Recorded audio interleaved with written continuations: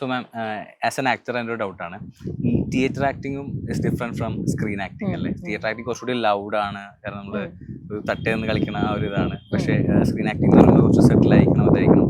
So മാം theatre ബാക്ക്ഗ്രൗണ്ടിൽ വന്നപ്പോൾ like ആ ഒരു ട്രാൻസിഷൻ മാമിന് ലൈക്ക് ഈസി ആയിരുന്നോ അതോ ടഫ് ആയിരുന്നോ?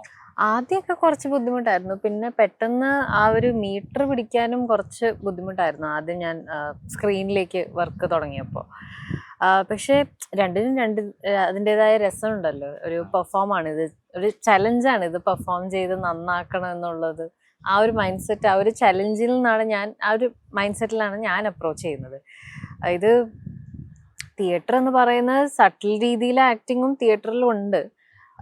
പിന്നെ ചിലപ്പോൾ ഈ സിനിമയിൽ തന്നെ ഭയങ്കര ലൗഡായിട്ട് നമുക്ക് പെർഫോമൻസസും തോന്നാറുണ്ടല്ലോ.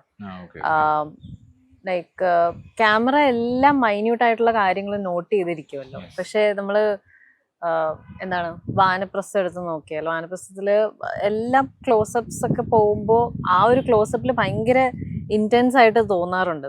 അപ്പോൾ അത് തിയേറ്റർ, അതും സ്ക്രീനില് വർക്കാണ് ഒബ്വിയസ്ലി കാണിക്കുന്നത്, ഒരു സിനിമയാണ്.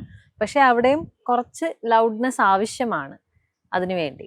അപ്പോൾ രണ്ടും ഐ തിങ്ക് രണ്ടും അങ്ങോട്ടും ഇങ്ങോട്ടും ഇന്ററാക്ട് ചെയ്ത് വർക്ക് ചെയ്യുന്ന ഒരു ക്രാഫ്റ്റ് പോലെയാണ്.